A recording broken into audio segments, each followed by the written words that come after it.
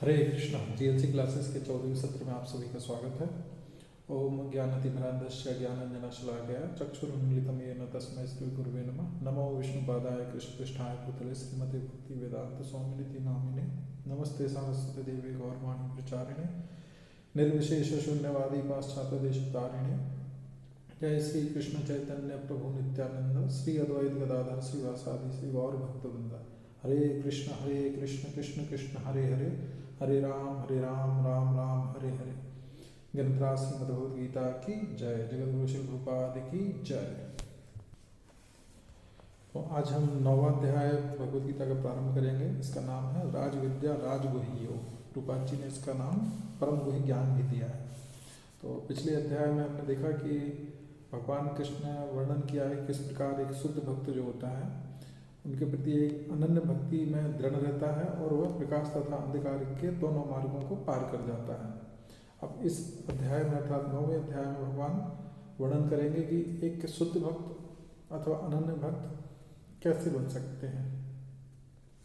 तो भगवद गीता में कुल जो 18 अध्याय हैं इसमें से भक्ति योग के जो मध्य के 6 अध्याय हैं अर्थात पहले 6 अध्याय कर्मयोग के हैं, अंतिम 6 अध्याय ज्ञान योग के हैं और मध्य के जो 7 से लेकर 12 अध्याय हैं वो भक्ति योग के हैं। तो ये सबसे ज़्यादा महत्वपूर्ण हिस्सा है भगवद गीता का। वैसे तो भगवद गीता का एक एक शब्द बहुत ही महत्वपूर्ण है, लेकिन इसमें से भी और ज़्यादा महत्वपूर्ण है ये मध्य के 6 अध्याय और उनमें से भी 9वां अध्याय और 10वां अध्याय बहुत ज़्यादा महत्वपूर्ण है। इसमें भगवान हमको परम गुह्य ज्ञान बताने वाले हैं, मोस्ट कॉन्फिडेंशियल नॉलेज। तो भगवद गीता में हम ज्ञान की अगर गुह्यता देखें, गुह्यता अर्थात डिग्री ऑफ कॉन्फिडेंशियलिटी, कितना सूक्ष्म और कितना गुह्य है, कितना सीक्रेट नॉलेज है। तो अध्याय 2 से लेकर अध्याय 6 में पदार्थ और आत्मा का ज्ञान बताया गया है। वो सीक्रेट कॉन्फिडेंशियल नॉलेज है, हर व्यक्ति को नहीं होता पदार्थ और आत्मा का ज्ञान। फिर अध्याय 7 और 8 में देखें हम तो भक्ति का ज्ञान बताया गया है। ये पदार्थ और आत्मा के ज्ञान से भी ज़्यादा गुह्यता है और ज़्यादा मोर कॉन्फिडेंशियल है। फिर अध्याय 9 में केवल भक्ति का ज्ञान बताया गया है और वो गुह्यतम है, most confidential, more confidential and most confidential. गुह्य ज्ञान 2 से लेकर 6 अध्याय में, फिर 7वें और 8वें अध्याय में गुह्यतर ज्ञान, फिर 9वें अध्याय में गुह्यतम ज्ञान, गुह्यतम मोस्ट कॉन्फिडेंशियल नॉलेज। तो इसमें कृष्ण के ऐश्वर्यों और शुद्ध भक्त की उत्कृष्टता का वर्णन किया गया है। तो अध्याय 7 और 9 में हम देखें तो कुछ समानता मिलती है हमको कि दोनों अध्यायों में विचारों का जो प्रवाह है और सिद्धांतों की चर्चा समान रूप से की गई है, लेकिन अध्याय 9 में उसका वर्णन थोड़ा और गहनता से किया गया और डीपली किया गया है। तो 7वें अध्याय में 1 से लेकर पहला और दूसरा श्लोक और 9वें अध्याय का पहला और दूसरा श्लोक कृष्ण के बारे में, श्रवण के बारे में बताता है।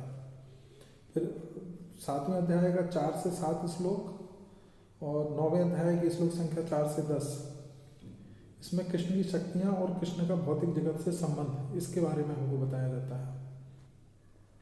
फिर 7वें अध्याय के 8वें से लेकर 11वें श्लोक और 9वें अध्याय के 16 से लेकर 19वें श्लोक में भगवान कृष्ण इस संपूर्ण जगत में कैसे व्यापक हैं, कैसे सभी जगह व्याप्त हैं, उनकी सर्वव्यापकता के बारे में हमें जानकारी मिलती है। और 7वें अध्याय के 20वें से लेकर 20, 21, 22, 23 4 श्लोक और 9वें अध्याय के 11 से लेकर 15 श्लोक, इसमें कृष्ण को समझने में निराकारवादी और भक्त इन दोनों की तुलना की गई है कि दोनों किस प्रकार से भगवान कृष्ण को समझते हैं। और 7वें अध्याय के 24, 25 और 26 3 श्लोकों में और 9वें अध्याय के 11 से लेकर 15 में जो भगवान ने तुलना की है कि निराकारवादी और भगवान के भक्त कैसे समझते हैं, तो इसमें 9वें अध्याय में और ज़्यादा विस्तृत विशद व्याख्या की गई है। तो उसी प्रकार भगवान कृष्ण ने 7वें अध्याय में भक्ति योग का वर्णन किया है और 9वें अध्याय में भक्ति योग का और विस्तृत वर्णन किया है। उसमें भक्ति योग का हल्का सा थोड़ा सा टीजर दिया है, एक तरह से कह सकते हैं हम, ट्रेलर दिया है। और 9वें अध्याय में वास्तव में पूर्ण भक्ति, शुद्ध भक्ति क्या है उसके बारे में भगवान ने बताया है।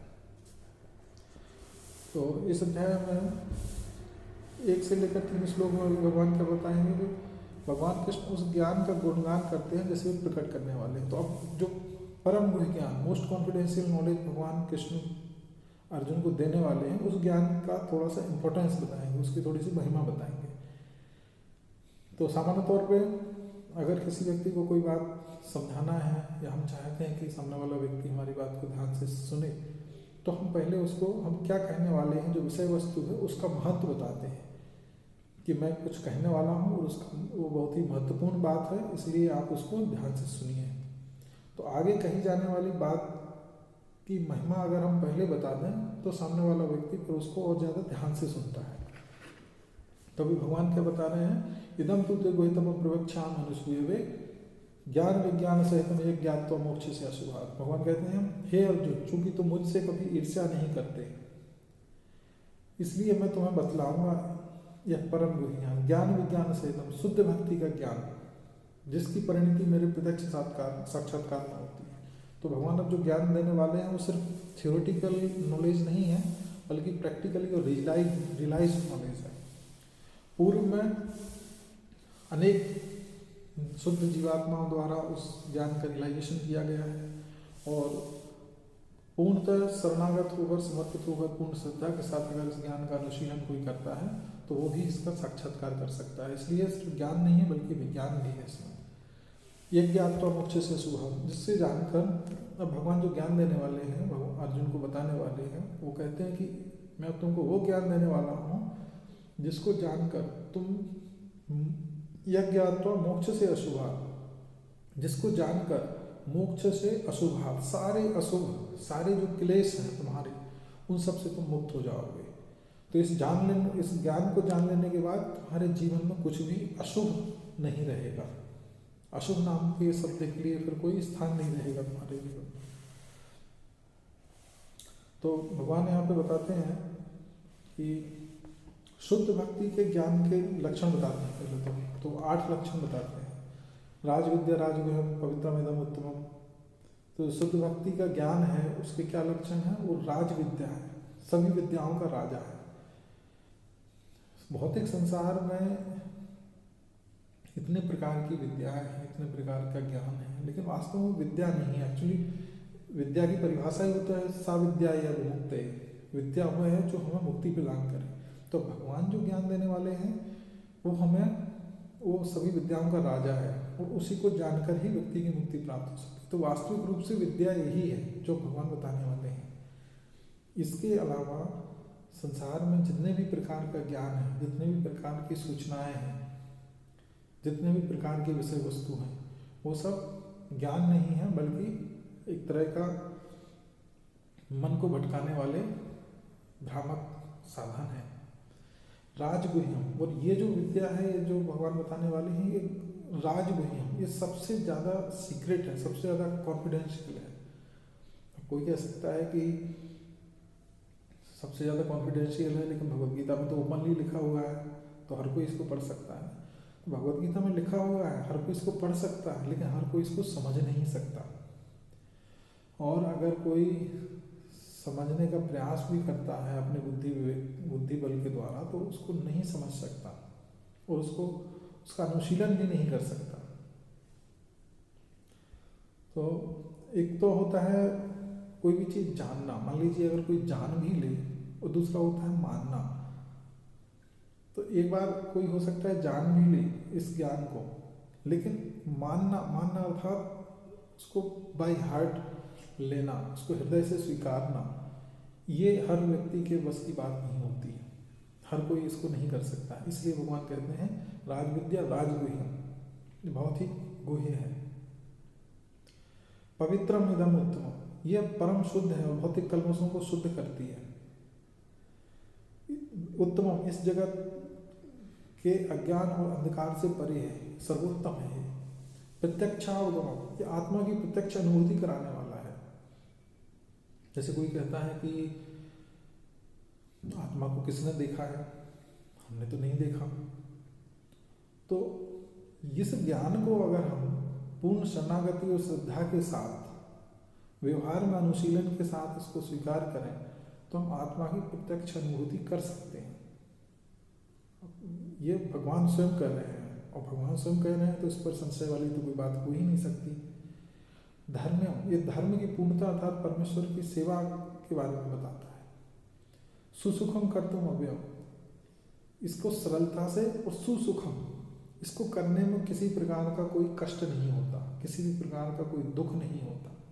इसको करने में, इसको अर्जित करने में और इसका अनुशीलन करने में सुसुखम, बहुत ही आनंद प्राप्त होता है। और ये अव्ययम है, अर्थात ये इसका व्यय नहीं होता, ये नष्ट नहीं होती, चिरस्थायी है, शाश्वत है। तो शुद्ध भक्ति की प्रक्रिया तथा शुद्ध भक्ति का ज्ञान दोनों ही दिव्य हैं। जिस प्रकार शुद्ध भक्ति भौतिक गुणों से परे है, शुद्ध भक्ति का ज्ञान भी उसी प्रकार से भौतिक गुणों से परे है। तो जिस ज्ञान का वर्णन पहले किया गया था वह सत्वगुणी ज्ञान है। यद्यपि शुद्ध भक्ति बहुत सुखपूर्वक की जाती है, लेकिन अश्रद्धालु जो होते हैं, जिनमें श्रद्धा नहीं होती और जो द्वेषी होते हैं, भगवान से द्वेष का भाव रखते हैं, वे इस प्रकार कृष्ण प्राप्ति के सर्वोच्च लक्ष्य से वंचित रहते हैं। तो हालांकि ये प्रक्रिया बहुत ही सरल है, सुखपूर्वक संपन्न की जाती है। इस प्रक्रिया में रहते हुए भी सुख प्राप्त होता है, आनंद प्राप्त होता है, और इस प्रक्रिया का जो साध्य है, जो प्रक्रिया का फल है, वो भी आनंद प्रदान करने वाला है। फिर भी इसको हर व्यक्ति नहीं प्राप्त कर सकता। जो मूर्ख हैं, जो अश्रद्धालु हैं, जो भगवान से द्वेष रखते हैं, वे इससे सदैव वंचित ही रहते हैं।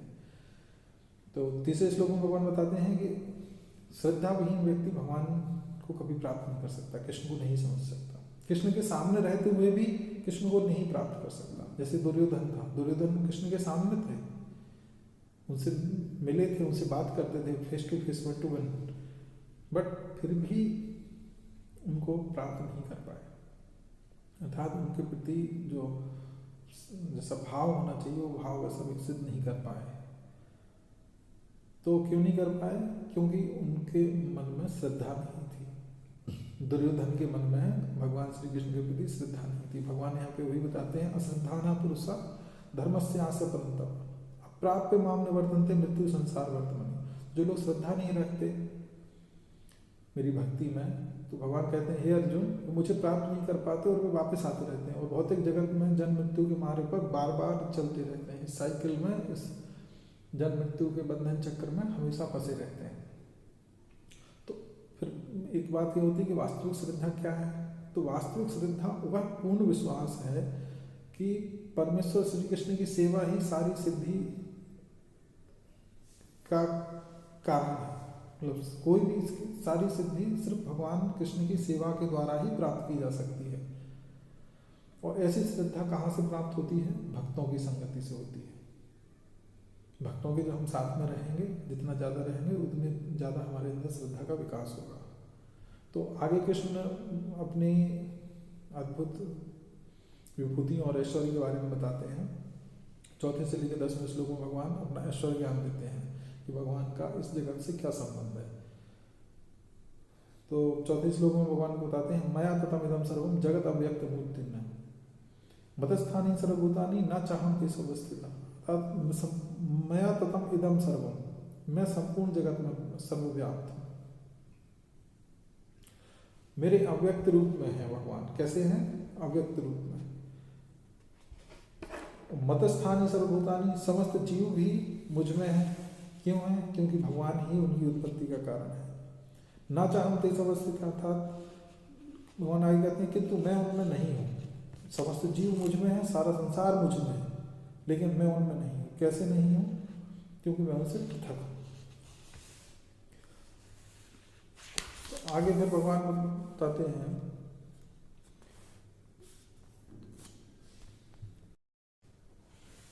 10वें श्लोक में भगवान कहते हैं कि मैं दक्षिण प्रकृति सूयते सचराचर। हेतु नानेन कौन्तेय जगत अपरिवर्तते। भौतिक प्रकृति जो है ये मेरी ही अध्यक्ष, मया अध्यक्षण प्रकृति। ये जो भौतिक प्रकृति है ये मया अध्यक्षण, मेरी अध्यक्षता में, अध्यक्षता अर्थात मेरे अनुसार, मेरे निर्देशों के अनुसार, मेरी नजरों में, मेरी निगरानी में कार्य करती है। सूयते सचर अचरम, तो जितने भी चर अचर जीवों को उत्पन्न करती है वो सब मेरे निर्देशन में ही होता है। हेतु नानेन कौन्तेय जगत अपरिवर्तते, यह जगत बारंबार सृजित और नष्ट होता रहता है। कैसे होता है? भगवान के ही आदेशों से होता है। तो प्रकृति जो भी कार्य करे, प्रकृति में जो कुछ भी हो रहा है, कई लोग ये कहते हैं कि मैं ईश्वर को नहीं मानता, हम ईश्वर को नहीं मानते, हम प्रकृति को मानते हैं, मदर नेचर को मानते हैं। तो मदर नेचर से भी श्रेष्ठ, मदर नेचर से भी ऊपर कोई है, वो कौन है? भगवान कृष्ण है। और मदर नेचर जो प्रकृति है वो भगवान की निर्देशों के अनुसार ही कार्य करती है, भगवान की अध्यक्षता में ही कार्य करते हैं। तो सृष्टि के लिए जो अवतार होते हैं, भगवान के विभिन्न प्रकार के अवतार होते हैं, तो भगवान के अवतार असीमित अवतार हैं, जिनमें एक श्रेणी होती है पुरुषावतार, जो इस भौतिक जगत के सृजन से संबंधित होती है।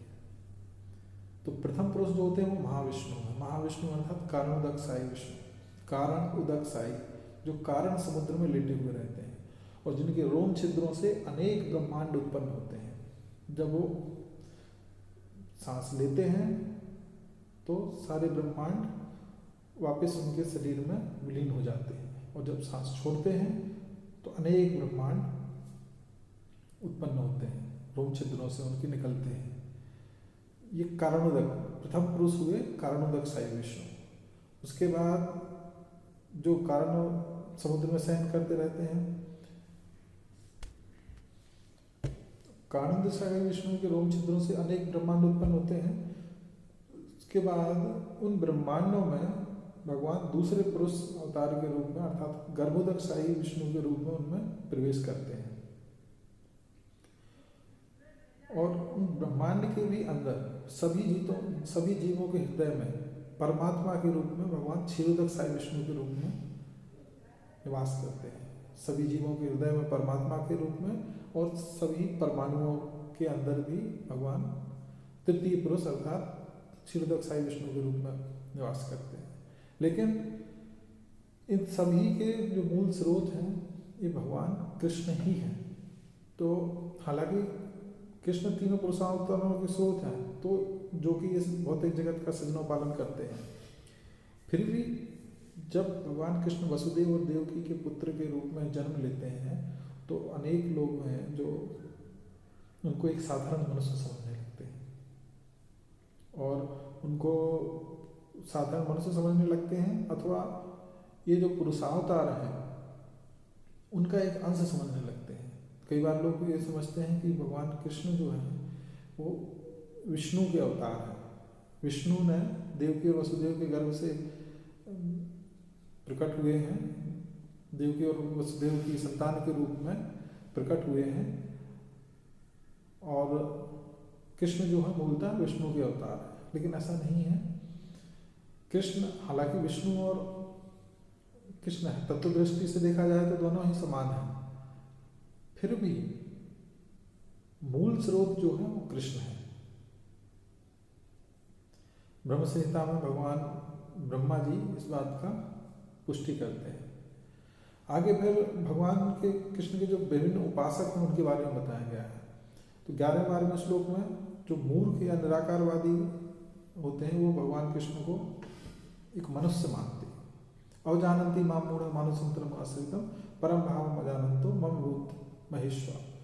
तो जो मूर्ख व्यक्ति होते हैं वो भगवान कहते हैं वो मेरा उपहास करते हैं, भगवान का उपहास करते हैं। जो मूर्ख होते हैं कब उपहास करते हैं? जब वो मनुष्य रूप में अवतरित होते हैं। क्यों? क्योंकि वो भगवान के दिव्य स्वरूप को नहीं जानते। वो नहीं जानते कि भगवान परमेश्वर है और सभी वस्तुओं के, सभी पूरा संसार के सबके स्वामी भगवान है। तो ऐसे मूर्खों की गति क्या होती है? मोहाशा मोह कर्माणो मोह ज्ञाना विचेतसा राक्षसी आसुरीम चैव प्रकृति मोहिनीम सता। तो ऐसे जो मूर्ख होते हैं उनकी गति के बारे में भगवान कहते हैं कि ये जो आसुरी और नास्तिक विचारों के प्रति आकृष्ट होते हैं लोग, क्योंकि ये मायावी भौतिक प्रकृति की शरण लेते हैं। तो भगवत धाम अथवा सालोक्य मुक्ति प्राप्त करने की उनकी जो आशा होती है वो उनकी निष्फल हो जाती है यदि वे भक्त हैं तो। और अगर वे सकाम कर्म और स्वर्ग प्राप्ति का फल की इच्छा करते हैं अर्थात वे कर्मी हैं तो उनका वो फल भी निष्फल हो जाता है। और ज्ञान के अनुशीलन का फल जो की मुक्ति है वो भी वे प्राप्त नहीं कर पाते अगर वो ज्ञानी होने का दावा करते हैं तो कुल मिलाकर अगर व्यक्ति चाहे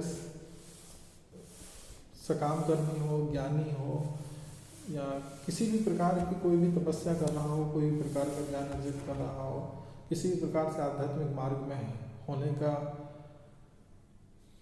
प्रयास कर रहा है आगे बढ़ने का, लेकिन अगर वो भगवान कृष्ण को नहीं मानता, उनको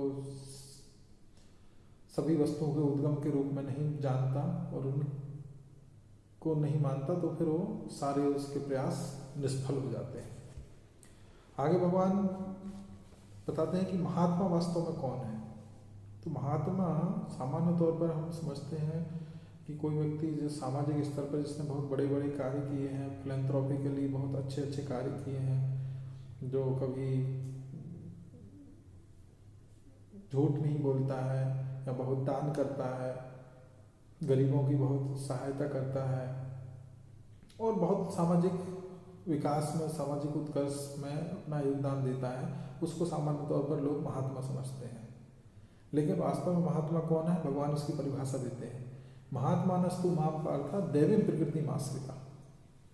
वास्तव में महात्मा कौन है, महात्माना तू पार्था, हे पार्थ महात्मा वो व्यक्ति है माम देवी प्रकृति माश्रिता, जिसने मेरी देवी प्रकृति की शरण ग्रहण की है, देवी प्रकृति का संरक्षण प्राप्त किया है, भौतिक प्रकृति का नहीं। भौतिक प्रकृति का संरक्षण तो हम सभी प्राप्त किए हुए हैं, सभी भौतिक जगत में यहाँ से वहाँ भटकते हैं और भौतिक प्रकृति की तरफ ही आकृष्ट रहते हैं। तो जिस व्यक्ति ने भगवान की देवी प्रकृति की शरण ले रखी है, जो देवी प्रकृति पर आश्रित है, वो महात्मा है। भजन्ते माम भजन्ते अनन्य मनसो, जो अनन्य मन से मुझे भजता है, अनन्य मनस होकर मेरी भक्ति करता है। ज्ञात्वा भूतादिम अव्ययम, पूर्ण ज्ञात्वा जानकर भूतादिम अव्ययम, जो मुझे पूर्ण आध्यात्मिक होने के कारण, मुझे सर्वस्व के कारण तथा अविनाशी भगवान के रूप में जानता है, जो जानता है कि सर्व कारण कारणम भगवान कृष्ण ही है, तो वो व्यक्ति ऐसा महात्मा है। नमस्यन्तश्च माम भक्त्या, भक्ति भाव से मुझे नमस्कार करता है। नित्युक्त उपासते, और ये महात्मा क्या करते हैं, मेरी पूजा करते हैं। तो अगर कोई व्यक्ति भगवान की भक्ति नहीं कर रहा है, भगवान की पूजा नहीं कर रहा है, भगवान कृष्ण को भगवान नहीं मानता है, तो वो अपने जीवन में कितने भी उत्कृष्ट कार्य करे, समाज के लिए कितना भी अच्छा कार्य करे, अपने परिवार के लिए कितना भी कुछ अच्छा करे, उससे कोई फर्क नहीं पड़ता, वो महात्मा नहीं कंसिडर किया जाएगा।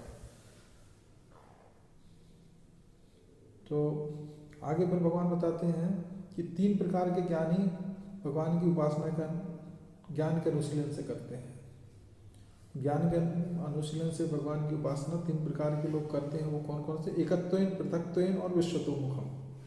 एकत्वेन अर्थात ये एकत्व भाव में मेरी उपासना करते हैं। इसके बारे में 12वें अध्याय में 1 से 5वें श्लोक के बीच में बताया गया। ये सामान्य तौर पर निराकारवादी होते हैं और एकत्व को मानते हैं, मैं ही भगवान हूँ और मैं भगवान से मिल जाऊंगा, ऐसा ही मानते हैं। इनकी चर्चा हम आगे करेंगे, आगे देखेंगे। उसके बाद एकत्व, इनके बाद पृथक्त्व, ये पृथक भाव में अर्थात देवताओं जैसे अनेक रूपों में मेरी उपासना करते हैं। तो इनके बारे में अभी इसी अध्याय के 20 से लेकर 25 श्लोक संख्या तक बताया जाएगा। और एक होते हैं विश्वतोमुखम, जो विश्व रूप में उपासना करते हैं और वो जानते हैं कि भगवान ही सब कुछ है। उनके बारे में भी इसी अध्याय के 16वें से लेकर 19वें श्लोक में और 11वें अध्याय में इसका विस्तृत वर्णन किया है। तो आगे फिर भगवान बताते हैं कि भगवान सभी यज्ञों के विविध अवयव हैं। कैसे? 16वें श्लोक में भगवान कहते हैं कृतु यज्ञ स्वधा। कृतु अर्थात श्रुति शास्त्र में उल्लेखित वैदिक अनुष्ठान अथवा कर्मकांड जो होते हैं उनको कृतु कहते हैं। तो कृतु कौन है? यज्ञ के जितने भी अवयव होते हैं वो सारे भगवान ही हैं, सब कुछ। कृतु भगवान है, फिर यज्ञ भी भगवान है। स्मृति शास्त्रों में जो यज्ञ उल्लेखित होता है, पहले भी हमने देखा कि सारे यज्ञों का प्रयोजन भगवत प्रेम की प्राप्ति करना ही है। सुधा, पितरों को दिए जाने वाला तर्पण भी मैं ही, भगवान कहते हैं। औषधम, मंत्र, आज्यम, अग्नि, हुतम, आहुति, घी, सब कुछ मैं ही हूँ, भगवान कहते हैं। आगे 17वें, 18वें और 19वें श्लोक में भगवान बताते हैं कि भगवान कैसे सर्वव्यापी हैं, असीमित आश्रय हैं और सभी कारणों के कारण है। पिता अहम अस्य जगतो, पिता अहम अस्य जगतो, पिता अहम, मैं पिता हूँ, अस्य जगतो, इस पूरे संसार का। भगवान कहते हैं मेरे संसार का पिता हूँ। माता धाता पितामह, मैं पिता हूँ, साथ में माता भी हूँ और धाता भी हूँ। धाता अर्थात आश्रय देने वाला, और पितामह भी हूँ। तो कोई एक व्यक्ति या तो पिता हो सकता है या माता हो सकती है, लेकिन भगवान कहते हैं या पितामह हो सकता है, लेकिन भगवान कहते हैं मैं पिता भी हूँ, मैं माता भी हूँ और मैं पितामह भी हूँ, अर्थात मैं मदर भी हूँ, फादर भी हूँ और ग्रैंडफादर भी हूँ। पिता का पिता भी मैं ही हूँ और धाता आश्रय भी मैं हूँ। तो ये बात थोड़ा सा समझने में हमको कठिन लग सकती है, लेकिन जब हम आगे इसका और डिटेल में पढ़ेंगे, वर्णन देखेंगे भगवान जो कर रहे हैं, तो हम समझ सकते हैं कि भगवान इसका तात्पर्य क्या बता रहे हैं। एक्चुअली इसका मतलब ये है कि सभी कारणों के कारण भगवान ही है। अल्टीमेटली रूट कॉज जो है किसी भी वस्तु के होने की या किसी भी वस्तु के ना होने के मुख्य कारण भगवान ही है। सर्व, इसलिए कहते हैं सर्व कारण भगवान को।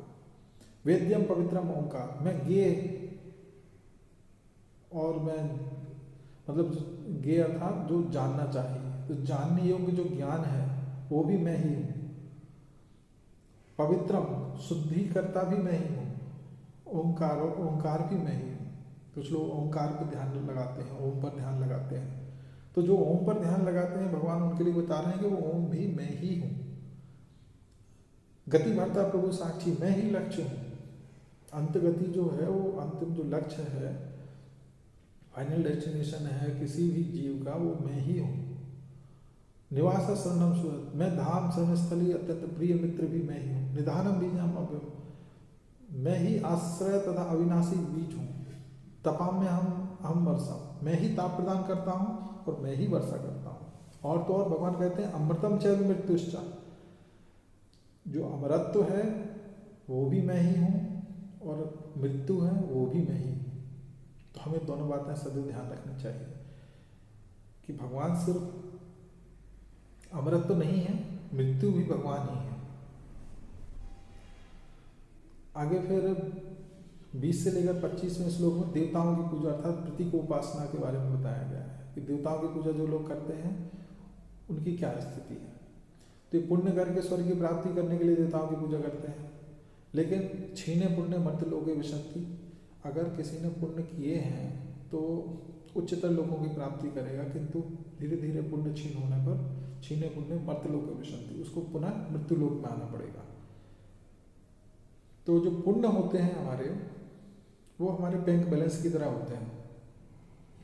हमने इकट्ठा करके रख लिया, अब जैसे हम उसको खर्च करते जाएंगे धीरे धीरे वो कम होता जाएगा, और धीरे धीरे कम हो गया तो फिर हमको वापस मृत्यु लोक में आना पड़ेगा। फिर हम वही कर्म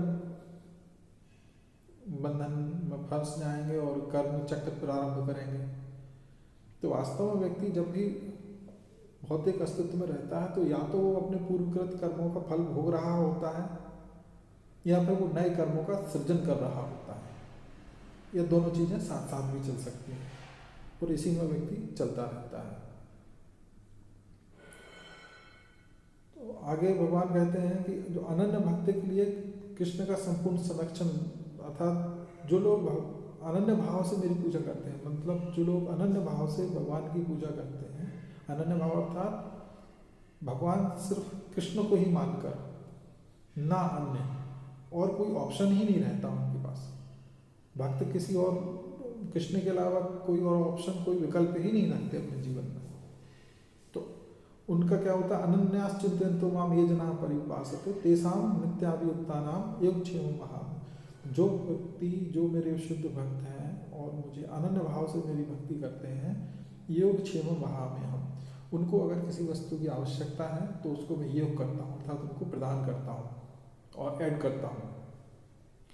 योगक्षेमम, और जो उनके पास है उसकी मैं रक्षा करता हूँ। वहाँ में हम, और उस पर जो भी कुछ लगता है उस सबका मैं ही वहन करता हूँ, सबको मैं ही वहन करता हूँ। क्योंकि भगवान हमारे पहले ही भगवान कह चुके हैं, पिता हम जग तो माता धाता पितामह। तो भगवान पिता है, पितामह है, माता है।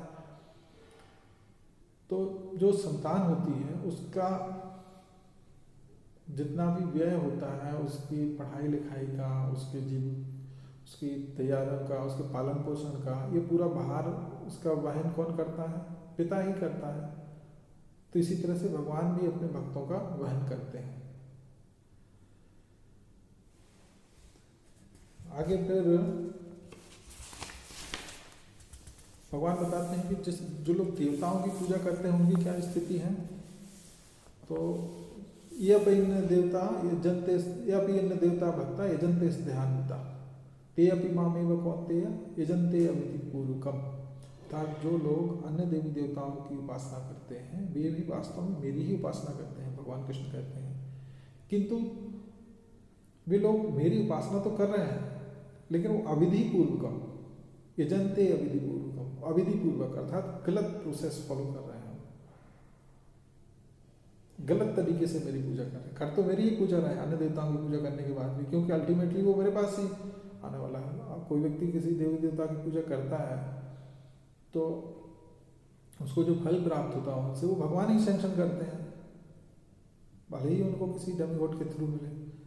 तो भगवान यहाँ पे कहते हैं कि ये अभी अन्य देवता भक्ता यजन्ते से ध्यानविता ते अपि मामेव कौन्तेय यजन्ते अविधि पूर्वकम। अगर कोई अन्य देवी देवता की पूजा करता है तो वो भी मेरी ही पूजा करता है। तो अविधि पूर्वकम का यहाँ पे बता सकते हैं कि जैसे एक पौधे में हमको सिंचन करना है, उसमें जल डालना है, पानी डालना है, तो पौधे में पानी डालने का सबसे अच्छा तरीका होता है उसकी जड़ में पानी देना। हम जड़ में पानी देंगे तो पौधे के तने में, पौधे की टहनियों में, उसकी जितनी भी शाखाएं हैं, उपशाखाएं हैं, पत्तियां हैं, फल हैं, फूल हैं, सभी को पानी मिल जाएगा अगर हम जड़ में पानी डालेंगे तो। लेकिन कोई व्यक्ति सोचे कि नहीं, मैं हमको चूँकि फल हम खाते हैं, फल का उपयोग करते हैं, तो हम फल पे पानी डालेंगे, हम पत्तियों पे पानी डालेंगे, हम उसके फूल पे पानी डालेंगे, तो डाल सकता है, लेकिन वो विधि सही नहीं है। सही विधि क्या है? जड़ में पानी देना चाहिए। तो आगे भगवान कहते हैं कि सभी जो कार्य हैं वो सब भगवान कृष्ण को ही संतुष्ट करने वाले हैं। सभी कार्य जो हैं सब मुझे ही संतुष्ट करने वाले हैं। कैसे? अहम ही सर्व यज्ञानाम भोक्ता च प्रभुरेव। सभी यज्ञों का जो भोक्ता है हूँ वो मैं ही हूँ। सभी जो कार्य होते हैं उनका जो जितने भी यज्ञ संपन्न कोई करता है तो उसका जो अंतिम भोक्ता है वो मेरे निमित्त ही किए जाते हैं, तो मैं ही उसका भोक्ता हूँ। ना तो माम अभी जानाती तस्वे ना तस्वंती ते। और जो लोग मेरे इस वास्तविक दिव्य स्वभाव को नहीं पहचान पाते वे क्या करते हैं? वे नीचे गिर जाते हैं, उनका पतन हो जाता है। तो भगवान कहते हैं कि विभिन्न प्रकार की उपासना और उनके गंतव्य क्या होते हैं। भगवान कहते हैं यान्ति देवव्रता देवान पित्रान यान्ति पितृव्रता भूतानि यान्ति भूतेज्य यान्ति मध्याजनोपि माम। अर्थात यान्ति देवव्रता देवान, जो देवताओं की उपासना करते हैं वो देवताओं के लोगों को जाते हैं। पित्रान यान्ति पितृव्रता, जो पितरों की पूजा करते हैं, भूत प्रेत की पूजा करते हैं, वो अपने पितृलोक में जाते हैं। भूतानि यान्ति भूतेज्य, जो भूतों की लोग पूजा करते हैं, भूत प्रेत की उपासना करते हैं, वो उन्हीं के बीच में जन्म लेते हैं। यान्ति मध्याजनो अपि माम, किंतु जो मेरी पूजा करते हैं, मेरी उपासना करते हैं, वो मेरे पास आते हैं। और भगवान के पास जाने का क्या लाभ है? यद कृत्वाना निवर्तन्ते, वहाँ पर जाने के बाद फिर हमें वापस नहीं आना पड़ता। तो वहाँ से एक तो वापस नहीं आना पड़ता, वहाँ पर हमारा स्थान शाश्वत रहेगा और वो आनंदमय भी रहेगा, वहाँ पर परम सुख की प्राप्ति होती है। फिर आगे 26वें से लेकर 34वें श्लोक में कृष्ण भक्ति की महिमा बताई गई है कि भगवान कृष्ण की भक्ति से क्या लाभ होता है और कितनी सरल है। भगवान कहते हैं पत्रम पुष्पम फलम तोयम यो में भक्त्या पृच्छति। अगर कोई भक्त मेरा भक्ति के साथ में प्रेम के साथ मुझे पत्रम पुष्पम फलम तोयम, पत्र पुष्प फल और तोयम अर्थात जल, सिर्फ पत्र पत्ती या कोई पुष्प, एक छोटा सा कोई फल और सिर्फ जल अर्पित करे, तद हम भक्ति उपहत अश्नामी प्रतात्मना, तो मैं उस भक्त द्वारा शुद्ध चेतना में प्रेममयी भेंट जो दी गई है वो उसको स्वीकार करता हूँ। उपरतम अश्नामी, अश्नामी करता होते खाना भी होता है, स्वीकार करना भी होता है। तो अगर हमारे पास इतना सामर्थ्य नहीं है कि हम भगवान को 56 भोग लगा सकें, तो कम से कम भगवान को थोड़ा सा जल, तुलसी दल, एक फूल भी भगवान को अर्पित कर सकते हैं और भगवान उसको प्रेम के साथ सहर्ष स्वीकार करते हैं। तो भगवान कृष्ण की सेवा करने का सिर्फ एक ही योग्यता है, वो है प्रेम। अगर हम प्रेम से भगवान की सेवा करते हैं, भगवान को कुछ अर्पित करते हैं, तो भगवान उसको तुरंत स्वीकार कर लेते हैं। और वास्तव में भगवान कृष्ण जो है वो भगवान है, और भगवान है तो फिर वो आत्मसंतुष्ट है, आत्मारामी है। उनको बाहरी किसी वस्तु की आवश्यकता नहीं है, किसी वस्तु की आवश्यकता नहीं है, वो अपने आप में स्वयं संतुष्ट है। किंतु जब हम कुछ उनको प्रदान करते हैं तो उससे हमारा प्रेम प्रदर्शित होता है। कहते हैं भावग्राही जनार्दन। तो जनार्दन जो भगवान है वो भावग्राही होते हैं, वो हमारी देने वाले की भावना को देखते हैं, ना कि ये देखते हैं कि कोई 56 भोग लगा रहा है या स्वर्ण जड़ित मुकुट प्रदान कर रहा है या कुछ XYZ। तो अगर हम प्रेम के साथ भगवान को कुछ भी अर्पित करते हैं, भगवान उसको स्वीकार करते हैं। और इस श्लोक में 2 बार भक्ति शब्द आया है, पत्रम पुष्पम फलम तोयम यो में भक्त्या पृच्छति तदहम भक्ति उपहतम अश्नामी प्रताप। 2 बार भक्ति शब्द आया है। तो इससे यह प्रदर्शित होता है कि भगवान को प्राप्त करने के लिए सिर्फ भक्ति ही एकमात्र साधन है, इसके अलावा और किसी भी प्रकार से हम भगवत प्राप्ति नहीं कर सकते। तो भगवान ने जैसे शुद्ध भक्ति की प्रक्रिया को 9वें अध्याय के, मतलब इसी अध्याय के 14वें, 22वें और 26वें श्लोक में वर्णित किया है, जिसमें भगवान को पूर्ण समर्पण किया जाता है। अब लेकिन हर व्यक्ति उस स्तर पर भक्ति नहीं कर सकता, तो अब भगवान उस प्रक्रिया का वर्णन करेंगे जिसमें भगवान को सब कुछ अर्पित करने के लिए किया जाए। तो भगवान कहते हैं यद करोसी यद अश्नासी यद जुहोसी ददासी यद तपस्यसी कौन्तेय तत्कुरुष्व मदर्पणम्। अर्थात तुम जो करते हो, यद करोसी यद अश्नासी, तुम जो कुछ खाते हो, यद जुहोसी, जो कुछ तुम अर्पित करते हो, या यद ददासी, जो भी दान करते हो, यद तपस्यसी, जो भी तुम कुछ तपस्या करते हो, कौन्तेय तत्कुरुष्व मदर्पणम्। हे कौन्तेय, हे अर्जुन, तत्कुरुष्व मदर्पणम्, वो सब करो, लेकिन कैसे करो? मुझे अर्पित करते हुए करो। हालांकि ये अनन्य भक्ति नहीं है भगवान, क्योंकि इसमें जब हम कोई कार्य करते हैं तो कार्य का फल, कार्य करने के बाद उसका फल भगवान को देते हैं। लेकिन जो शुद्ध भक्ति होती है उसमें कार्य करने के पहले ही हम भगवान को सब कुछ अर्पित कर देते हैं कि हम जो भी हम करेंगे वो सब भगवान के लिए है। हालांकि ये कुछ ना करने से ज़्यादा श्रेष्ठ है।